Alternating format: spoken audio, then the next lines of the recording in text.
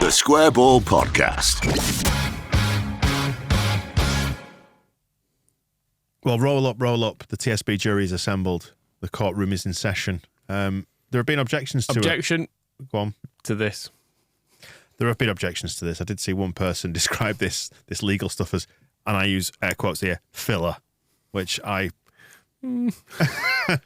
dispute. All right, fine. Court is in session to award a hero and villain of the week. We'll start off with the villain of the week award. Remember, this court has a jurisdiction of whoever shouts the loudest sort of thing. Shut up. There you go. I've won. Congratulations. There we go. Are we done now? Feature's over. Thank you for watching and listening. So the Ken Bates Villain of the Week award needs to be awarded by the court. We are the assembled jury, judges, lords, ladies, gentlemen, whatever we might be. We can also assign petty grievances and cheap shots. Does somebody want to step up to the legal hockey and tell us who should be the Ken Bates Villain of the Week for this week? Michael or Moscow? Who's going first? I haven't put my robes on, I've just realised. It's because we're moving offices soon, so they're in the box. What an absolute shambles. I've got my gavel, though, don't forget. Sorry, this is my filler gavel. If I need to bang my gavel, I'll bang it. Probably won't. I mean, you've never needed to bang it. Well, you just there. You did. You didn't need that to was bang a tap. it there. It wasn't a bang, it was a tap. Okay. Go on. Who's going first? I think it should be Jeremy Simpson. Yeah. Well, you're wrong. Because he's shouldn't be. Because he's a bastard referee. No, he's lovely. Give us some witness statements then. Tell us why Jeremy... And who is Jeremy Simpson? Should say, by the way, thanks to Levi Solicitors for steering us in the legal direction. This is in no way filler. I don't think, though, if they want to be associated with this. This courtroom shambles. 10% discount on your legal fees and so on and so forth. LeviSolicitors.co.uk/the square ball. Considerably better representation than this. They don't just turn up and shout. What you repping then? Simpson? I think Simpson deserves it for the general performance he put in against Watford. Because, I mean, in some ways, a really good refereeing performance, I suppose, would have taken away from that win. Because as it is, it felt like we won 3-0 just in spite of him. Yeah. Like he tried his very best, but in the end, there was nothing he could do. But yeah, he's probably the most nominated, I would say. Vincent Barker, not me. Vincent has said that he thinks he frequents the same zoological conferences as Keith Stroud. Right. Keith Stroud, though, they're not conferences. They're late night barn entries. Just sneaks in. Yeah. Just sneaks in. Unannounced. Matt describes him as has the look of a man who slaps his own ass during sex. That's superb. There was actually someone who nominated themselves for giving him a 10. Beef, he was called. He gave him a 10 on the player scores by accident. But I have been in, because it just all drops into a Google spreadsheet of the player rated. So I should say this is our TSB Plus members. We ask them on the daily email to rate the performances out of 10, don't we, for each game? So we can compile it and award player of the year over the season. But Beef, don't worry, I have gone in and rectified your score. So, right. So I've given him a 1 instead, because he deserves nothing more, frankly. And Alice also thinks, how could anyone possibly think kicking Liam Cooper's lovely face is anything but a lifetime ban from football? Yeah. Do you think Liam Cooper's got a lovely face? No. Do you think his mother thinks it's lovely? Yes. It looks. He just looks lived in. That's all. Yeah. Experienced. He probably lived in. He looks probably better now than he did when he turned up at Leeds, in terms of he always had quite an old man's face, and now he's kind of grown into it. Mm-hmm. I think. Was he? If you look back at photos of him when he was at Hull or at Chesterfield, he's basically waiting to look the way he looks now. So he's kind of growing into his features. Yeah, it's worked out very well for him. Mm-hmm. I think one of the Christmas quizzes I did last year, the year before, I used a program to put faces onto crying children with Santa. I think was it like Face App or something? I seem to remember yeah. the Leeds United, the Liam Cooper one. Sorry, was just terrifying because it was a little old man face on a baby. So it's a nice enough face. Is what I'll say about Liam Cooper's. Okay, we've heard your testimony to the court, Moscow, my lord, my fellow lord. Who are you going for? Well, it's the guy who was doing the kicking. Right. Mileta Rajovic. That guy. I don't even want to say his name. Brian. It's not because you can't, is it? Brian had it right. Rat bastard. Should have been sent off, which is correct. He started as he meant to go on, clattering Pascal Strauch in the first few minutes. Can you just finish off what Brian's put there as well, or I'll do it? It says, should have been sent off for dangerous play. Take your dinner on the back porch. I don't know why that's really tickled me, that.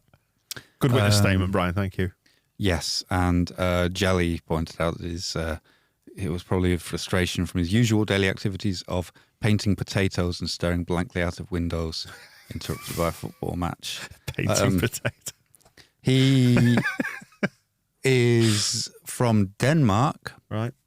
And he is not a Denmark international. So he's not as good as Rasmus. Exactly. And I think on that, the case rests. Right.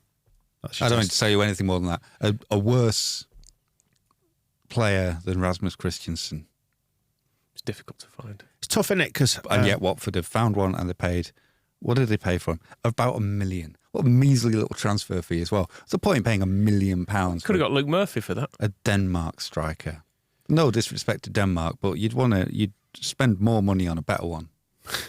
It's a fair argument. It's tough to call this one, actually. Simpson. No, it isn't. You just say I'm right. Simpson, but it's easy to it's an easy stick to It's beat. easy refs. to say I'm right.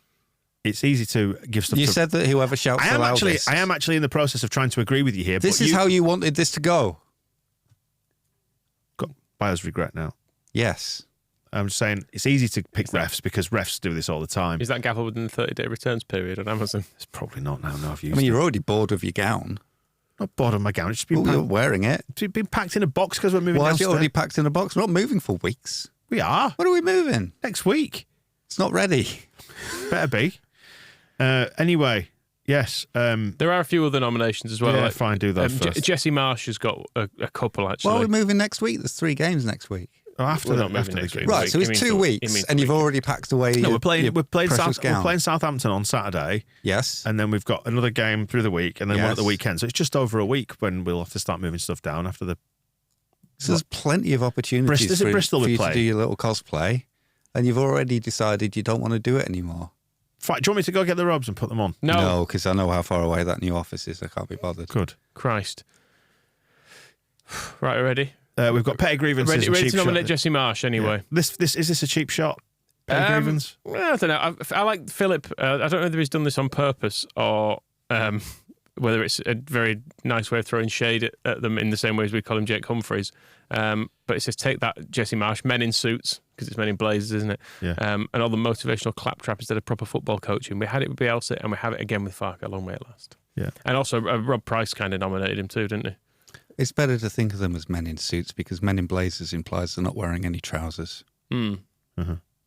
Yeah, Rob Price did chuck him under the bus to a certain extent. It's amazing how there's been that little bit of just, not backpedaling, but a little bit of a contrary narrative. Like, so Angus, when he came in here and we spoke to him, mentioned that or agreed that the fitness levels didn't look great. Rob Price now backing this up. I think even the players have said it. Their general fitness levels last season dropped off. We were trying to push that from the background staff, but ultimately a lot of the training comes down to what the coach wants to do in those sessions, but we pushed. That's what Jesse wanted. Yeah.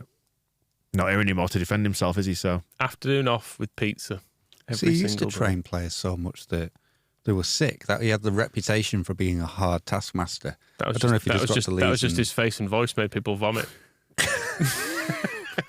He just didn't. He put it down to the training. We don't even start it, guys. fair enough. Is that going? That's not a legitimate candidate, is he? No, I do think That's, we need. that's a cheap shot. I am going to allow Graham Turville's lead scoreboard because he's put this on a couple of weeks and hopefully this will stop him nominating it. But going about this again, look on the big screen for an incident. Nothing to see apart from our online shopping catalogue. I have all week to buy a bloody training top. I know what they look like. For that 90 minutes, I'm only interested in the bloody game. He does actually name the person. He's obviously been on LinkedIn or something to look up the head of marketing and told him to stop doing it. I do have it's a very, very individual grievance with the scoreboard. Well, sort of the stadium infrastructure. I don't know if they've hung some new speakers from the roof of the South Stand, but they've hung one that just blocks the clock for me from my seat. So I can't see how long's elapsed in the game, which I feel is a real, to my detriment. My experience has been diminished as a result of this. Move the scoreboard for me, maybe. Wear a I'm watch. sure it's easy enough. I mean, that's the kind of joke, isn't it? I want them to move the scoreboard. I could just look at my phone as well. But, thanks. Leeds Cougars. Cougars? What are we talking about? It's because I kept saying Cougars to Moscow and he just wouldn't ever bite. Oh, okay, Yeah. I get you. So anyway, that's that. We'll move on. Some cheap shots. I mean, Paul Heckingbottom just called a shit Character. Yeah. So that's Sam, not Byram, who's doing. But I mean, I quite enjoyed Paul Heckingbottom's work this past week. It was funny. Yeah. So is he still in a job? I believe so. They're just trying to iron out the final details. It's going to be a Wilder Warnock Dream Team partnership to take them down this season. You were quite funny in the post-match because obviously Sky reporters are not as frightened of Paul Heckingbottom as they are of Jurgen Klopp, so they could actually challenge him on the fact that they'd got done 8-0 because part of Hecky's talk about it was that we'd done all right in first half, but there were 3 goals from restarts. They were all set pieces, and obviously we've got to be better organised on restarts. Can't be conceding 3 off restarts. And the reporter was just like, well, isn't organising a set piece your responsibility? And to be fair to Hecky, who, let's not forget, Angus Kinnear was sitting in this chair the other week mocking anybody who said that he wasn't a good choice of manager as Leeds United. Don't worry, I played the clip on propaganda, so everyone was reminded. Well, I think we can remind people frequently that he is still the number 1 choice, and, he'll be available soon, so it's a bit of a warning. We've got to keep an eye out for this. I mean, I could play it again now, that clip, if you want. I've got it here. They went on and said, and Hecky did take it. He was like, "Oh yeah, it's my responsibility that it's down to the coaching staff and me." I remember as well, the coaching staff is him and Stuart McCall, and the reason that's the coaching staff is, bless him, it's slightly actually David Wetherell's fault, which I think we may have covered on the podcast before. That when they were all at Bradford together, Heckingbottom was on the verge of quitting the game because there's too many dickheads in football, and Wetherell, for some reason, is part of this conversation, is one of the non-dickheads in football, and was like, no, well, that's this. Why don't you be part of the change that you want to see? And the change he wants to see in a no dickheads philosophy is him, Stuart McCall, and conceding 8. 3 off of set pieces, 3 off restarts. Can't have 3 off restarts. I've just looked up Stuart McCall, and I'm happy to confirm he still has the same haircut. Yeah, and it's one of the most constant presences in football, isn't it? Yeah. I mean, because Jerry Francis obviously has tried to keep it the same with the mullet, but he's slowly got balder at the front, and it looks different. I'm imagining, is McCall still in? Has he got the curtains? McCall looks exactly the same as he always did, really. It's the same as he did the day he fell off that car, drunk, celebrating promotion. Leeds-hating bastard as well. Tish Junior has his reasons. on a similar tip to like the 8-0. Tish Junior wants to take is it a cheap shot or a petty? It's a petty grievance, I think, this one, isn't it? The dickhead keeper Backman for Watford, who basically would have been a cricket score. It could have been 8-0 easily, couldn't it? If Backman had kept saving shots. So sort it out. Let him in next time. Okay. So where are we now? We just need to assign a villain of the week. I thought we did that. We didn't. You were both arguing and you were shouting. And I was and right. Stuff. So we can move on. Yeah, give it to that big fucking lump. The big lump, He needs to win something, doesn't he? Yeah, I think that's a unanimous verdict. And it's not got any sharp edges on it, and I'm just trying to eat it. Unanimous verdict in the court. There we go. Use me gavel. Justified that expense. Onto the Hero of the Week award, the Katana Barada Hero of the Week award. We factor into this as well the scores out of 10 that players have received in the most recent game or games, and it all feeds into the supercomputer, which is in no way just a Google spreadsheet that you maintain, Michael. And we get scores out of 10 and scores towards Player of the Year. Still in the early stages, but Joel Pirro coming out pretty well. Ampadu as well, scoring highly. Dan James, surprisingly, in the medal positions as well. Not surprising. I mean, he was up there last year. He nearly won it last year. That's true, actually, yeah. No, he did win it last year. I think we defaulted to awarding it to him because he had a good season at Fulham. Defending his title. Anyway, no surprises that Georginio Rutter scored very, very highly with a whopping score, 9.35 out of 10 for his performance against Watford. So this feels like, to me, this award is his to lose, but who's going to step up and vindicate for Rutter? I mean, it is Rutter, isn't it? No. Oh. Well, you've got a strong opinion. Go on, then. It should be Sam Byram. Yeah, I can see why. He's got a longer history of being nicer.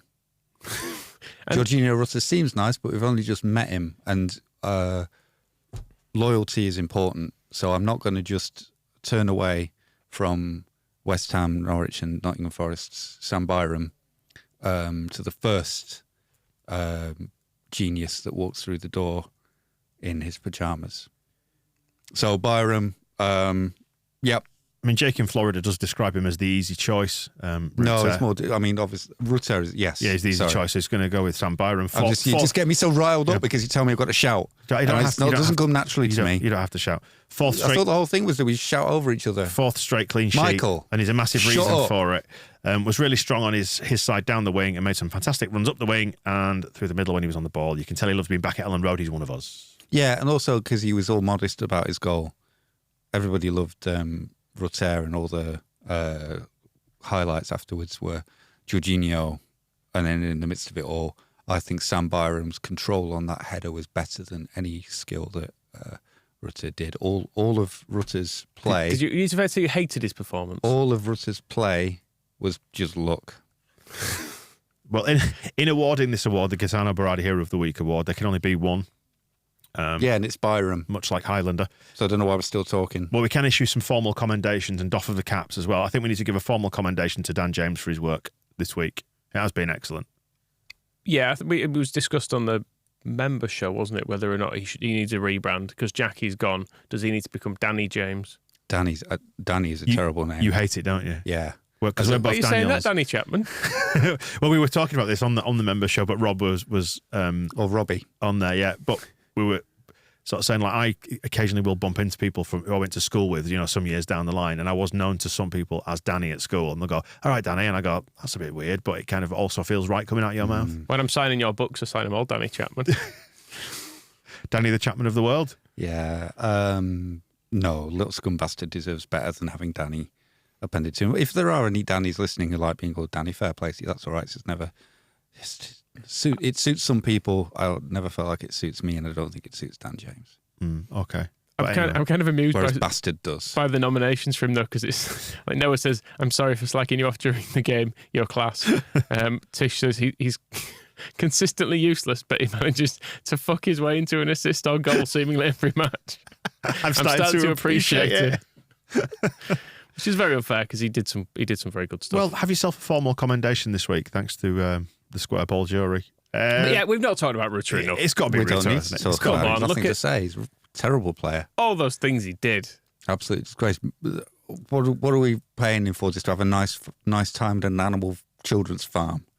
It's the most significant thing he's done so far, isn't it? Just smile. No, that's not what he was doing on the weekend. He was doing loads of nice turns. He was doing his actual job and doing it really, really well. I mean, but he was up against Watford and they're rubbish, aren't they? So. But he showed up and he delivered. He showed up. He put in the work, didn't he? And also, he's so lovely, isn't he? Look at him. He is a puppy. He is a little Appearances can be deceiving. puppy of a man. Whereas we know we've got a long track record of Sam Byram just being a nice guy.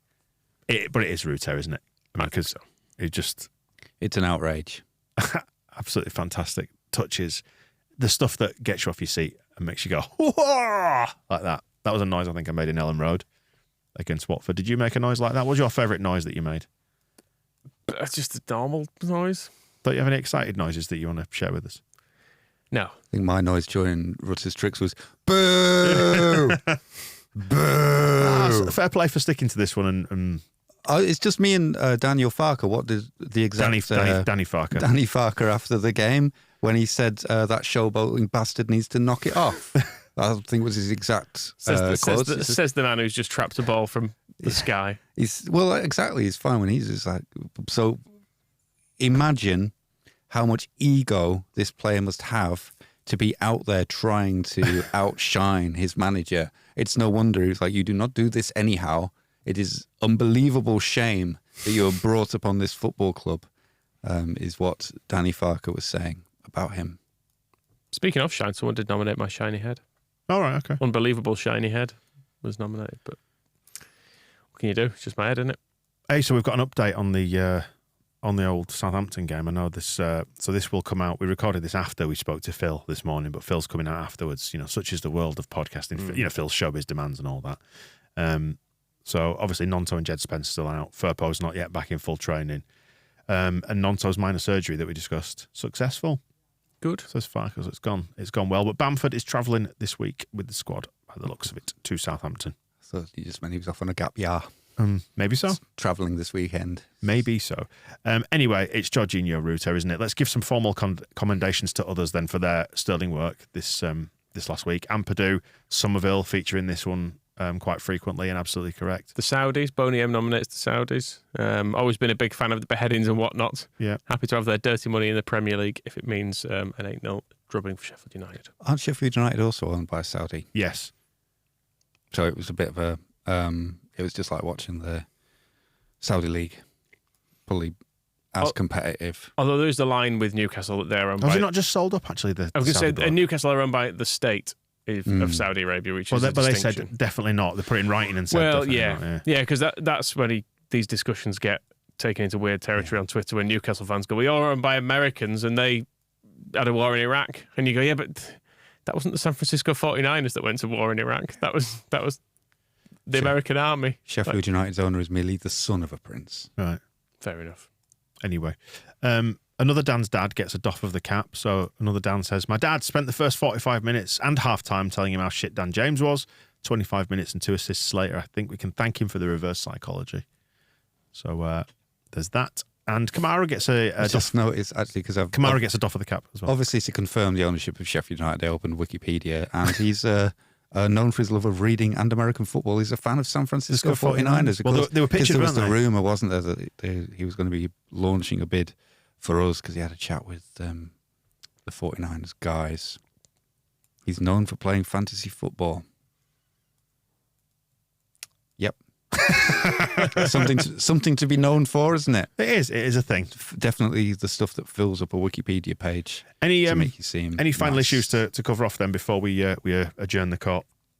I think the main issue is that Sam Byram is the hero and Georginio Rutter is scum. I think that's the issue that just needs to be established. I think we've already awarded it to Rutter, so never mind. Maybe next time, eh? Do not recognise this court. Good. I'm going to do like that guy. Freeman of the land stuff. I was thinking more like that guy at the Hague who opened a vial. Swallowed it. It's the last you'll see of me. What I think of this shambles. Right, we'll wrap it up there then. Hopefully we'll see you next Is that how you wanted this feature to end up? next week. Let's go. Dying for Sam Byram. Look out for the Southampton match ball. After that, we've got Phil previewing the game on Friday, and we'll be back probably, I guess, with Rob if he's just about to do the old vial trick. Yeah, it'll have to be Rob after on the match ball on Saturday. So we'll see you later.